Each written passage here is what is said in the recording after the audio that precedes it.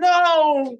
Oh, why does everyone get so close to doing the right thing and getting out of bad situations and then fucking up?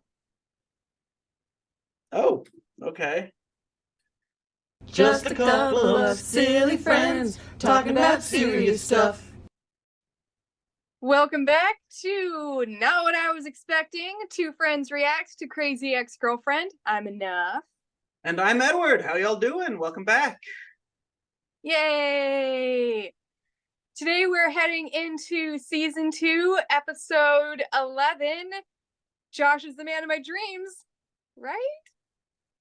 Right. I think so. Maybe? So we left off last week with Rebecca about to make a major breakthrough. Dr. Akopian had canceled her next 5 appointments right there. I was so excited. And Josh walks in and proposes with the Garfinkel ring because, of course, he does. Ruins that potential for character growth. And now I'm sad again. Yeah. We also saw Nathaniel have a bit of a breakdown with his dad. And a little bit of humanizing of his character. Humanizing that I'm like, I could see, it's not that I saw it coming because it was obvious, because the show did a good job of setting it up, showing that, you know, he was so obsessed with proving, you know, showing that he could do it to for his dad, and showing, and you know, the whole no weakness. Basically, he was bullied and taught that the only way to be was to be successful, and he passes that on to other people. But he and Daryl had a moment or two. Excuse me. So I'm curious to see where that goes with Mr. What did I used to call him? Jerky McJerk face, douchey McDouche face, something like that. Yeah. I the show does a good job in general of humanizing its characters. Yeah. Like even the ones that seem terrible usually get humanized, and we tend to genuinely care for them, with the exception of Karen. Very few people in this world are truly good or evil. Like, we are all, most of us are shades of gray. Yeah, one thing that I feel like, one thing I want to see more of, because I feel like we haven't seen the past couple episodes, we haven't seen a lot of Paula and what she's going through, because we've been so focused on Rebecca and Josh the last 2 episodes. We've been very focused on the law firm, and yes, seeing Paula through the fear of losing her job. But I feel like there was that massive thing with her husband, with the affair. Then there was an episode of Rebecca watching her kid. And other than that, we haven't had much, like, what's going on with her personal life? Like, is she going to forgive? Like, I'd be curious to hear from our viewers, what they think. Like, I want to see Paula at least attempt to work things out. Maybe she doesn't get back with her husband, because once a certain level of trust is betrayed, I understand the argument that it can never be rebuilt. But I would like to see them at least, like, I could see them becoming good co-parents. I could see them becoming able to be involved in each other's lives in a respectful, civil way.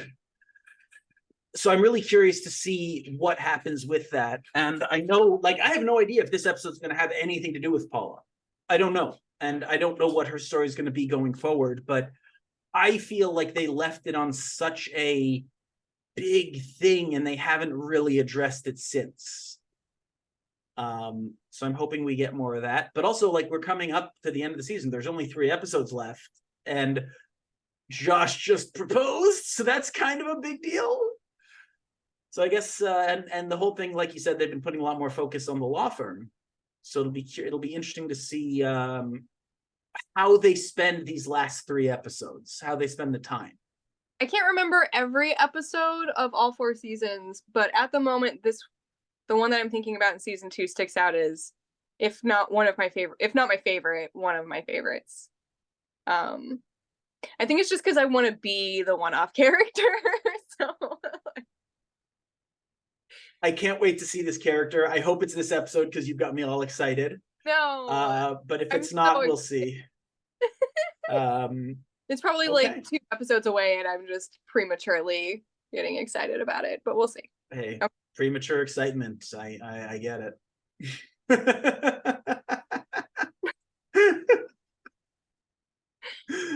All right. Okay. So without further ado, Josh is the man of my dreams. Right? Right? 3, 2, 1.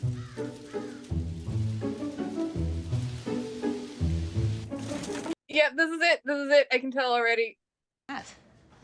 Didn't you read the forecast? The Santa Ana winds are coming. The devil wind. Yeah, this is like my favorite episode. For me. He bought it back from the pawn shop that I sold it to, which is so sweet because you know how much it meant to me. I mean, if it meant that much to you, you probably wouldn't have pawned it. You just keep... Oh, George. I mean, Gary. I mean, Josh. I mean... I'm just a girl in La, la, la, la, la. Blam! Making a permanent commitment to someone is not to be taken lightly. Wow, so this is our thing now. You just say insulting things in a calm voice, and I'm supposed to take it. Yes! Josh and Rebecca have known each other since they were 16. Sort of.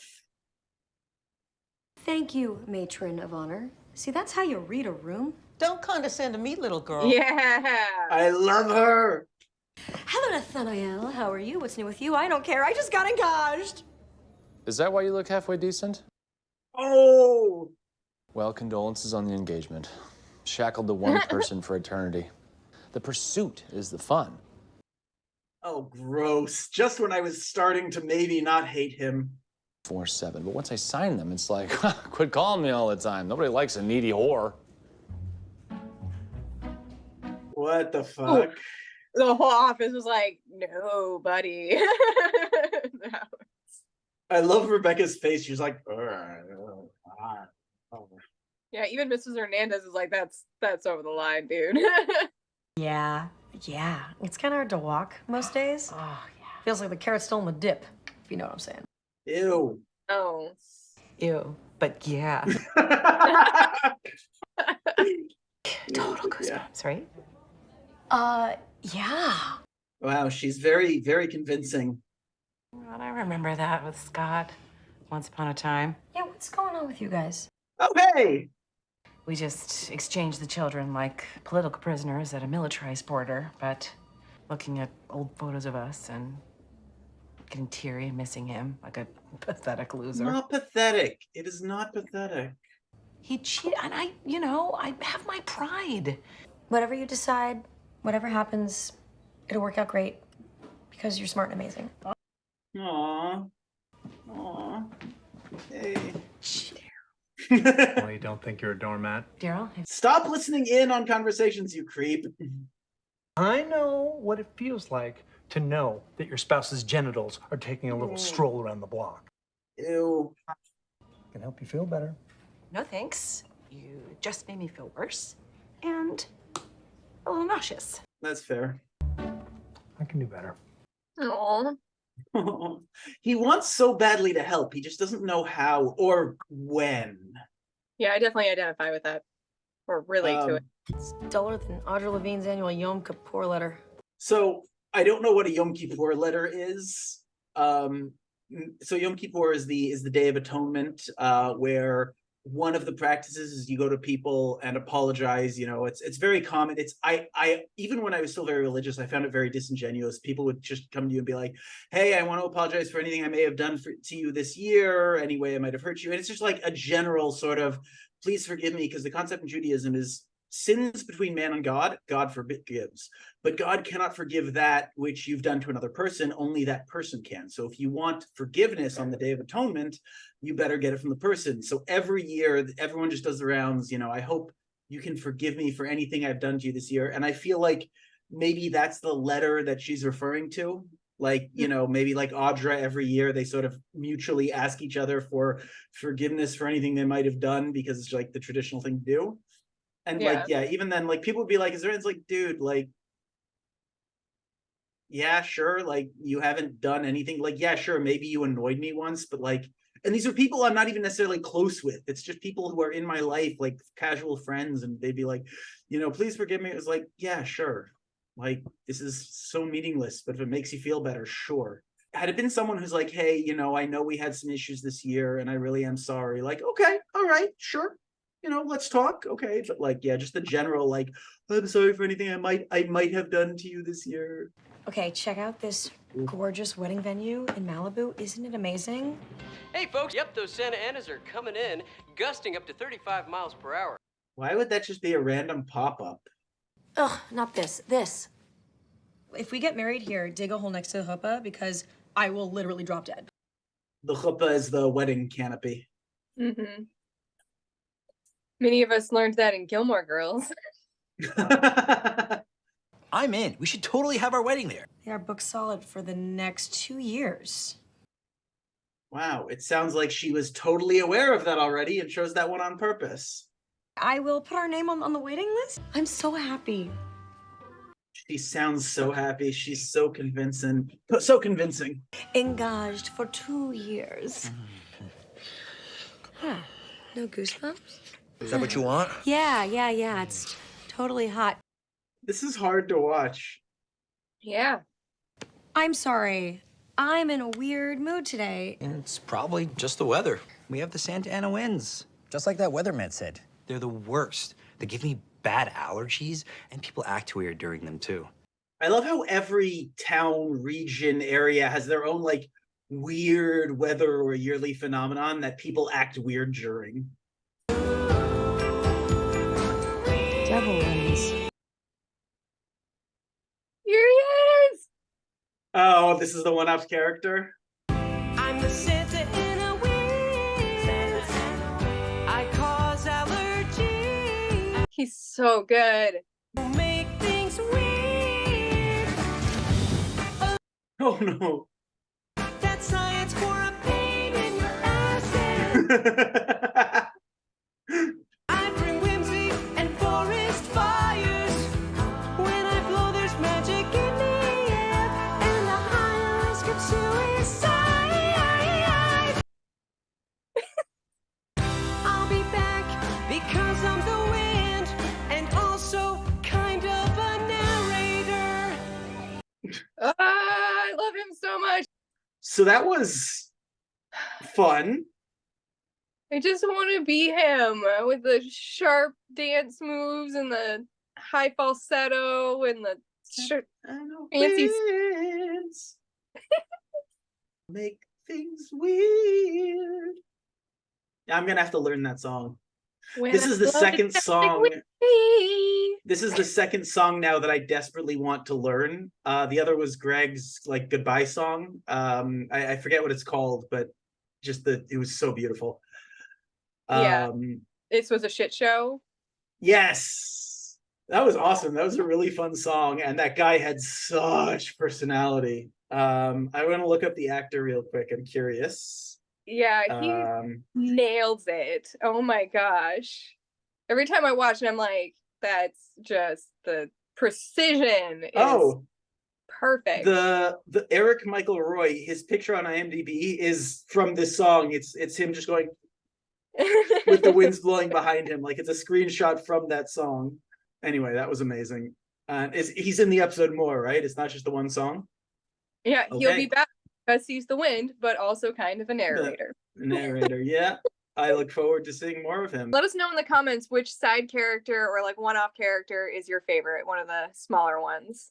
I can't think of any off the top of my head, but I mean, in terms of side characters, I think anyone who's watched knows that I love Joe, but we're talking like rare one-off, you know. Based on what I've seen from you so far, I would say your favorite is probably Patton Oswalt, just because you love him. Oh, yes.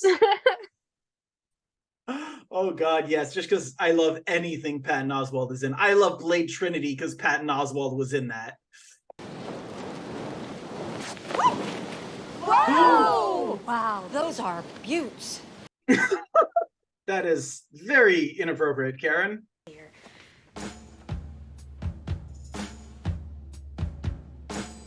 I knew it! I called it as soon as he showed up. They're going to have a weird sexual chemistry. Goosebumps. And she's going to kind of fall for him, and he's going to be into her, and it's going to be very uncomfortable.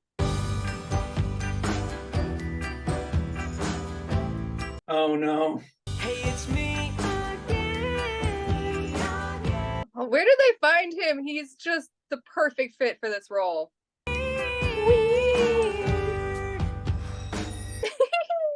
Oh, he's amazing. Oh, Nathaniel. Oh, girl who works for me. Wow. That is. Oh my God.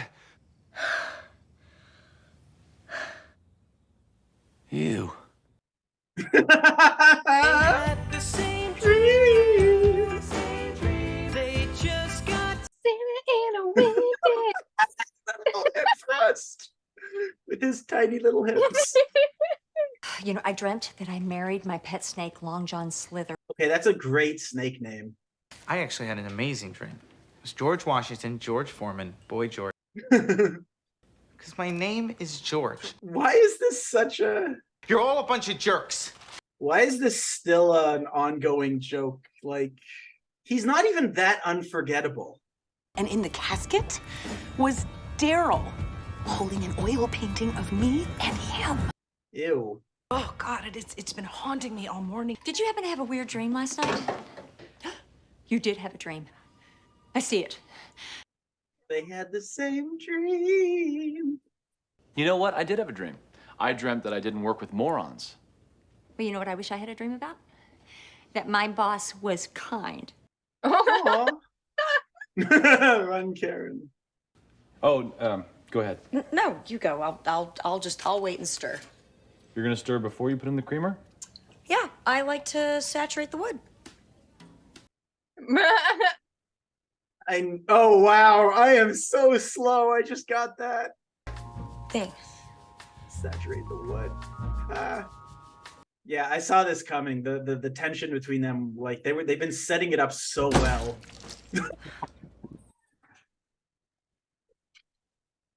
They are not being subtle with the metaphors. This is not a very subtle show in general, I think. No. I mean, it's a musical. Of course, it's not subtle. Yeah, if you wanted to pose for an oil painting together sometime, that I would be fine with that. Aww. What would you think about maybe hanging out after work Aw. tonight? Hey, you know what? Fine. Let's do it. Let's grab a bite. Way to go, Paula. Can you believe it, Gus? Oh, it's George. Okay, he's getting close to snapping. Okay, so I had a graphic dream about Nathaniel last night, and now he's giving me goosebumps. Seriously. Josh doesn't give me goosebumps anymore. I don't know what's happening. I'm imbumpotent. Wow, that was clumsy. That's gonna pass. You need to stay away from him as much as possible. That's a better call. You do not get stuck in a small space with Nathaniel. I can do that. Okay. No, you can't, because this is a sitcom.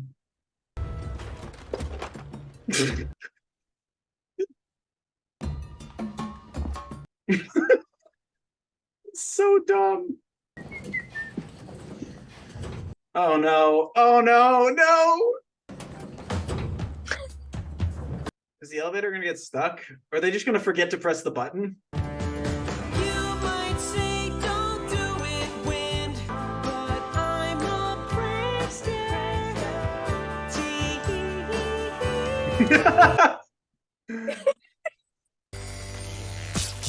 Oh my god! Do it! It's awful. Oh, that's good. You know, it's funny that you picked this place. It's right near Scott's new apartment. Sometimes I think, you know, if we were still together and so we could eat here. Why don't you just give him a call and tell him how you feel? I mean, I want to, but I can't. I have my pride. She keeps saying that, but what does that even mean? If you really miss him, it doesn't matter what other people say. Help! We're stuck! Hello! Hello, help! He's finally getting his vengeance. Hi, it's Rebecca Bunch and Nathaniel Plimpton. Can you help us? Sure, of course, yeah, absolutely. Thank you so much. Just as soon as you say my name. You think I know? You fired him and then rehired him. You worked with him for over a year. I've been busy. Okay. I'm not gonna stand for this disrespect anymore. I love the villain lighting they've got for him. To be called by one's name is one of the rights. George Washington. fought for. Good I'm leaving for the weekend. How's that for an impression? for you, Jeff. We should have sex. I know, I'm shocked too. But hear me out. Oh, we're finally gonna get us a Jerky McJerkface song. Unfortunately, I wanna have sex with you. I don't know what happened. Maybe you lost some weight. Ew. Let's get this over with. Let's have intercourse. Just course. So I can move on with. I like the dancing. Although I'm in much better physical shape. I love how they're using like the most like sexual dance moves. And you'll hopefully go back to seeming weird to me. Just super quickly have intercourse. Could use the exercise. Wow. I won't be back to normal till I see what your nipples look like. They're probably straightforward nipples. Good thing I happen to have an old condom in my wallet. Whew. So, Yikes. yeah, there was so much yikes in that song. But one thing I want to point out is the show does this a lot, and I love it, are the parallels. Paula has finally given thought to taking back her cheating husband. And Rebecca is now, I don't know what's going to happen, but is dealing with potentially cheating on her fiance, feeling that thing that Scott was feeling. And I think this is intentional because the show does this kind of thing a lot. Like this episode is about cheating and the consequences. And, you know, one of the reasons people cheat is because they miss the thrill of the new. They don't have the goosebumps anymore. It's like the opposite of NRE. You know, it's when you don't have NRE anymore and you sort of settled into more of a routine, it's how do you deal with it?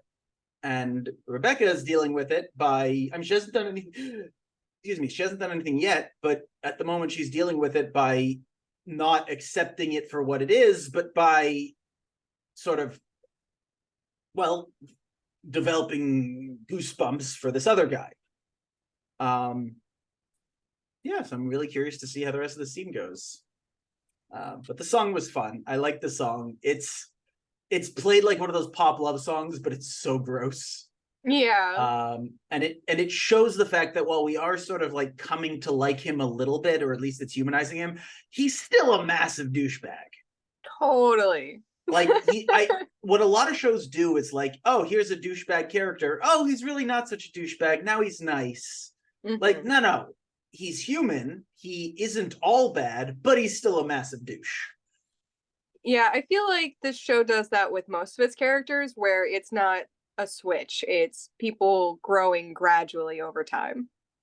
And also the characters, aside from Karen, who seem one-dimensional, it's more just showing they have another dimension. Even if they don't like, Nathaniel hasn't done much in the way of growth. I mean, I guess a little bit. He's being a little bit nicer after the episode with Daryl, but like, it's more just showing the fact that he does have his own traumas and complicated things, and there's more going on. I have an old condom in my wallet. It's probably expired. Also, or damaged from heat. You do public service announcement to you, our beautiful viewers: don't keep condoms in your wallet. The heat makes them degrade and makes them less effective. If you're going out, find another way to keep them on you, because be prepared, always good. Do not keep, or if you do keep them in your wallet, change them out. Like, you know, put them in your wallet for the night and then take them out after the end of the night if you don't use them, and put them in again when you need them. You don't keep them in your wallet long term. Good advice. Also, don't use oil-based lubes. Yes, with condoms. With condoms, yeah. They will degrade it also. Yep. And make sure you get condoms that fit you properly. That's another thing. Make sure you get ones that fit properly. That is also very important. Yes. Yeah. I'm not going to go into it anymore, but there's lots of information on the internet about safe storage and usage of condoms. So, but important to use them properly. And for our users who have sex with people with penises, no man is too big for a condom. He can find the right size, and don't ever let someone tell you he's too big, that they're too big for it, because nope, that is a massive red flag. Also, he's probably lying. That's Ooh. it's not sexy. What in the world would make you think that I would want to have hot, naked, sweaty elevator sex with you? I mean, the more I describe it, the more disgusting. I love how she's shaking. She's like, I am in a monogamous relationship. Yeah, which means you're bored, right? The chase is over, the sex is lame. We've all been there. Have you been there? yeah, right? He probably has, and then decided. For like a day. This is every kind of inappropriate. No, I read all the books. And I think they are modern classics. It's a child wizard book. There you go, spread the news. I mean, actually, I think it's kind of nice. It almost makes you seem human. Really? Harry Potter humanizes him? Sure. He's not going to do it, is he? Yep, I knew it! No. Daryl was hoping we could talk. Oh, Daryl, you sneaky bastard. He just called me. He wanted us to talk, and That's not okay, Daryl. No. I can't do this anymore. This is not how you gain trust. Mistake. You are the center of my whole universe. And she doesn't owe you to forgive you. But also I understand his pain. Oh, God, Daryl. How you could do this to me. This is my life, Daryl. I wanted to help you. You're my best friend. You stop saying that. I am not your best friend. Well, maybe you are. Wow. First of all, massive kudos to the acting in that scene. Holy crap. I really should have the actors' names memorized by now, but I'm terrible at that. Donna Lynn Champlin. That 10 seconds, 30 seconds, I know what you literally did. Goosebumps. Speaking of goosebumps. Wow, that was like, Daryl wants to help, but he seriously needs, you know what he needs a lesson in? Consent. Yeah. Daryl does not understand consent. He's not great at it. He eavesdrops, which, like, yeah, it's goofy and usually harmless, but like, it's not, because you are violating people's boundaries and trust. Yeah. And this is just, I understand what he was trying to do, and I can appreciate what the kindness it comes from. But doing something like this without someone's knowledge and consent is such a violation of boundaries. Totally. It is genuinely upsetting to me, which I think it's supposed to be. Like, to the show's credit, they did not make Paula seem like the bad guy for not doing, like, in so many movies and shows, this same scene would have played out, but it would have been framed that Paula was the bad person for not accepting this and not sitting down and not figuring it out. And like, the thing is, what sucks so much is that if Daryl had just had a lovely dinner with her, he already put into her mind that, you know, it doesn't matter. Give him a chance or not, it's your choice. But she had clearly been receptive to what he was trying to accomplish, which was for her good, for her benefit. I understand, but he always takes it just a step too far, or several steps. Yeah. And I want to like Daryl so much, but there are times where he makes it hard to like him because of that lack of respect and consent. Yeah, he's not very good with boundaries. And I think that they could have also romanticized it, where instead of being pissed off about it, maybe she's resistant at first, but then she gets wooed by her husband and they get back together. And then she appreciates what an amazing friend Daryl is. Because, like, again, that's the other thing that would happen in a lot of these movies. Oh, the best friend came through and he really was her best friend the whole time. And, like, gave her a push when she really needed it. Yeah, you don't get to unilaterally decide how someone lives their life and how someone feels about you. Right. And just because you feel closeness with somebody doesn't mean that they feel that back.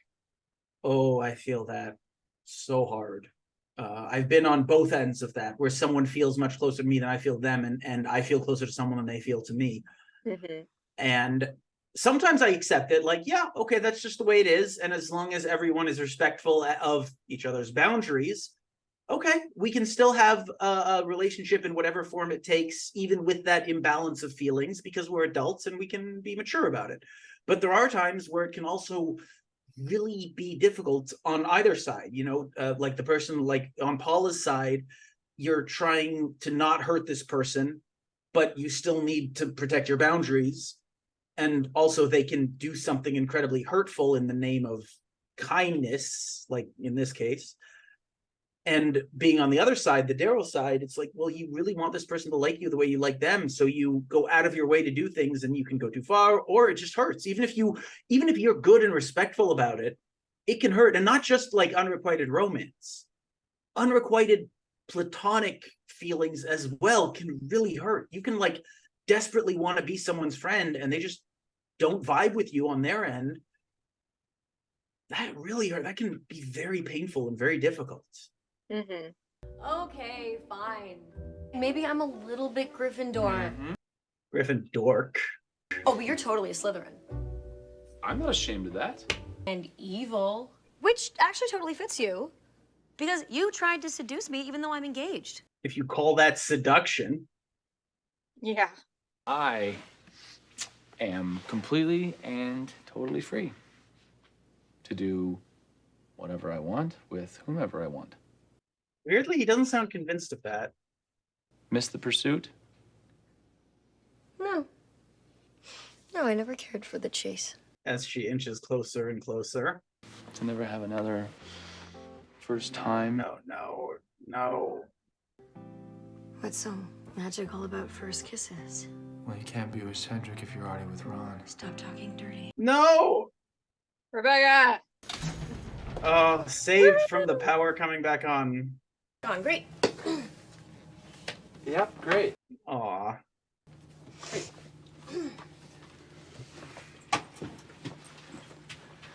Oh my god. Okay, so we've been here all night. Wow. The Santa Ana wins. No! Oh, why does everyone get so close to doing the right thing and getting out of bad situations and then fucking up? Oh, okay. Move aside. You can't push the wind, super wind. You're super wind. No, I'm not. No, get away from me, Mr. Wind. Just get away. just stop bothering me, Wind. So is she delusional or what? Where have you been? It's so early. I have to tell you something. Okay, I have to tell you something right now. What is it? I called your dream wedding venue, and a spot opened up. Oh, no. I was wondering if I could pay you an exorbitant amount of money to move your wedding date. Oh, no. Called me, and we got off the waiting list. Whoa! When is it? It's the week after next week. Huh? It's in 2 weeks. Oh. 2 weeks is... That's a lot. Yes.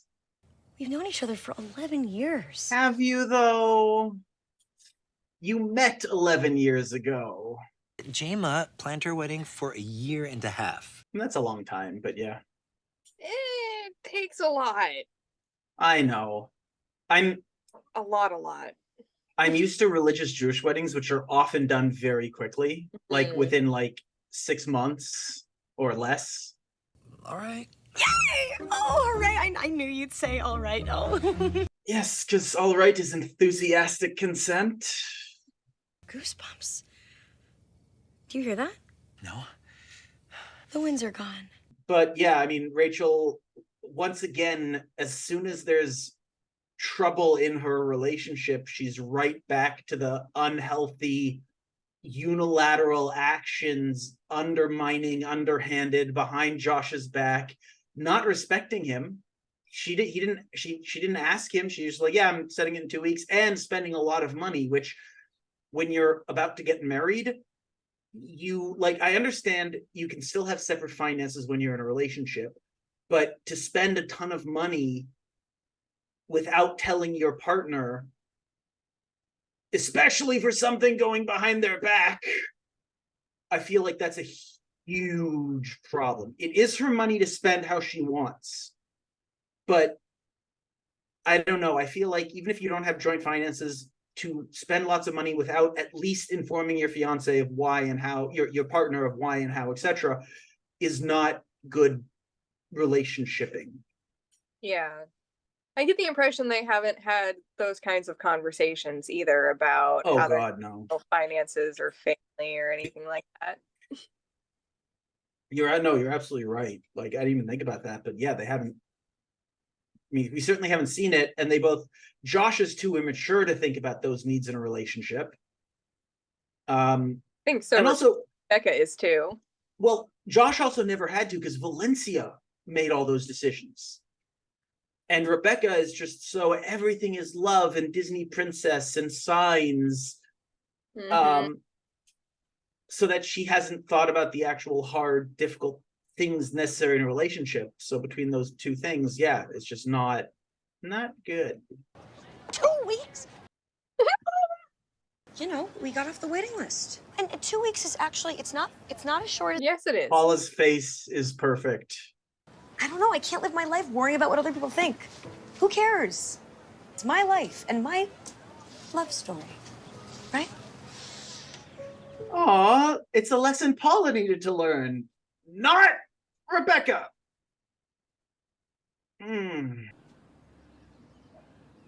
Do you want to stay for dinner? He's such a good actor. Her facial acting is so good. Miss you and I love you and I want you to move back in. Aww. Oh, Paula. You are not totally off the hook. I totally understand. I'm ready to do the work. Good. I believe him. Because I missed you. I've missed you too. Honey, I will put my hand in an unflushed toilet bowl for you. Yeah, you will. Okay, first of all, Donna's acting was phenomenal in that scene. But also I love that, unlike with Rebecca, where everything is rushed and it's all basically young, horny hormone stuff, it's still, he steps in slowly. I have to earn back your trust, and I'm going to. He doesn't jump her. She doesn't jump him. There isn't an immediately, like, they come together and they're making out and having sex. No, it's, I'm going to come in and come for dinner. I'm going to help with the toilet. Like, there's still that feeling of, like, I missed you and I want you to move back, but it's going to take time. Like, I love that so much. I thought that was done so brilliantly, and both actors did a phenomenal job. Yeah, right there with you. I don't know. What do our viewers think? Could you let Scott back in? Could you let somebody who cheated on you, like, back into your life if they seemed really remorseful? Like, what does that building back of trust look like? Yeah. And how would you feel about what Daryl did? Would you be able to forgive someone who overstepped in such a way? I personally genuinely would have trouble with that. Like, I would have trouble trusting someone who did what Daryl did. Like, I understand where it's coming from, but if I'm going to tell them something in the future and then they're going to act on it when all I want is just a friend, a shoulder to cry on or someone to talk to, and they're going to act on it without my consent, would I be able to trust that person? I don't know. I think I personally would have trouble with it. So we'd love to hear your thoughts. Daryl, thanks to your unsolicited and presumptuous interference, going to try and work things out. Oh, God, that's great. But you definitely overstepped. I care. You're my best friend. I know. I'm not your best friend. I don't really care. Because you make me happy. I do. I don't care where I rank with you. That's where it's at. I love this so much. And Daryl gets a song. You're my best friend, and I know I'm not yours, and that's okay. Friendship doesn't have to be a two-way street, as long as there's a car on the road. I don't know what that means, but okay. That's okay. I said it's okay. Really. I've definitely had the moments of being like, I think of you as my best friend, and having that person not feel the same way about me and not feeling upset about it. Just being like, that's just life. Like, I know that I keep myself pretty busy and I'm not like really good at reaching out to people. So like they could think of me as a distant acquaintance and I could think of them as a really close friend because like I'm just not talking to a lot of people. Like I'm just not generally communicating, whereas they think, you know, I only reach out every once in a while, and to me that's as much as I reach out to anyone. So yeah. No, I get that. Okay, tell you what. Okay. You're my best male friend. That's cool. I'm her best male friend.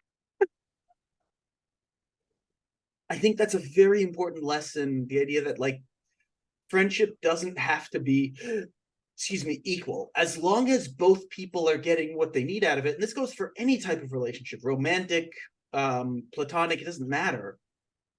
Familial, as long as both of you are getting enough of what you need, that's enough.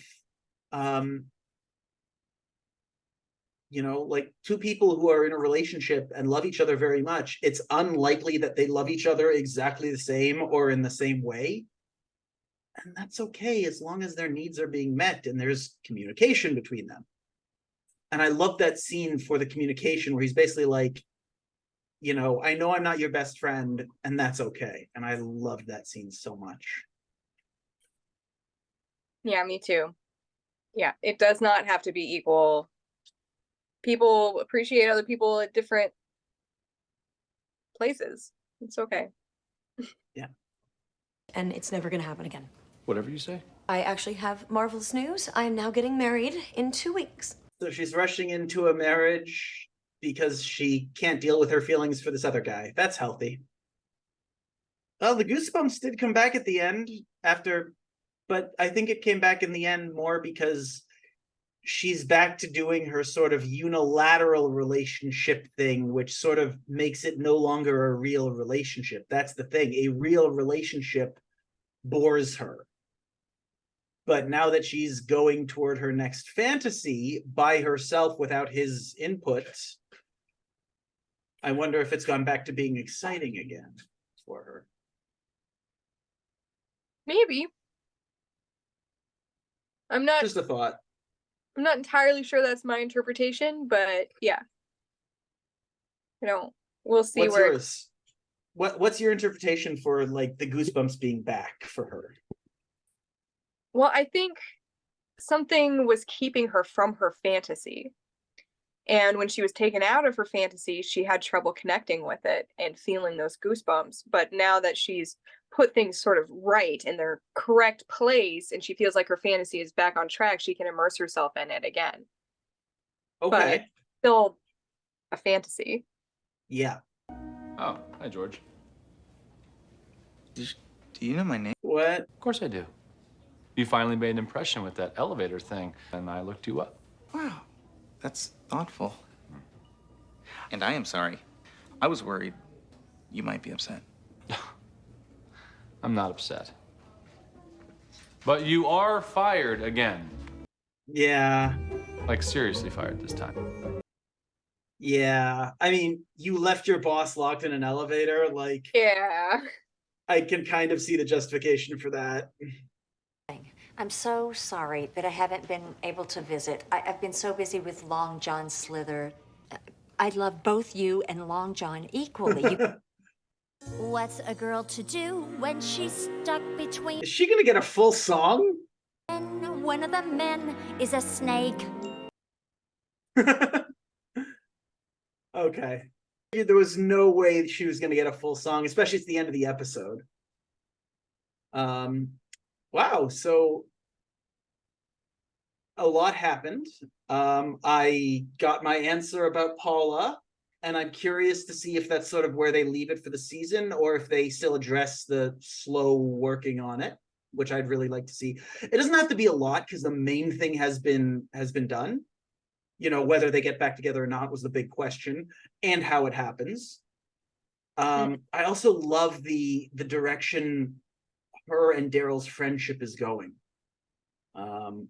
I'm so the build up between Rachel and Nathaniel. I think it was done well. It didn't come out of nowhere at all. The showrunners, the writers did a good job of sort of like starting it from day one.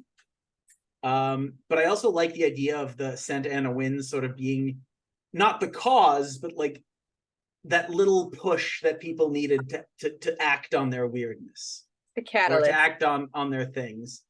And yes, the Winds, that guy was amazing. Weird. And I really enjoy the lines of the songs. Like, you can't push the wind. Don't you mean the wind? Yeah. You're super weird. And Paula and Scott back together. Yeah, slowly. Ish. I mean, they're back working together. They're working on it. And like she invited him back in, like that happened. And she said she missed him and wanted to be with him, but he's gonna have to work as he should. I'm really excited you got to see the Santa Ana Winds. That was amazing. I love that so much.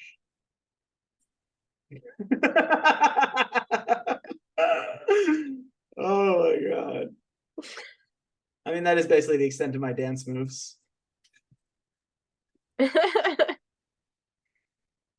He's so sharp with it too, just Oh my god, yeah. Like he takes what is such simple dance moves and makes it look so good. But yeah, this is gonna be quite the climax to a season. Oh my. and presumably a wedding in 2 weeks. I mean, something's gonna happen in 2 weeks. What it'll be, I don't know. I don't know. There's always divorce. Anything else? I'm good. I'm good too. I love this episode. I think you're great. Oh, thanks. I think you're great too. Yeah. Anything else? I'm good. I'm good too. I love this episode. I think you're great. Oh, thanks. I think you're great too. Yeah. I'm looking forward to finishing out the season soon. We got 2 more episodes left. Is that right? Yep. Or So join us next time for Is Josh Free in 2 weeks? Oof, that is a painful title in the context of this. I'm looking forward to that. Please like, comment, and subscribe. And we'll see you all again soon. And yeah, thanks for joining us. Goodbye.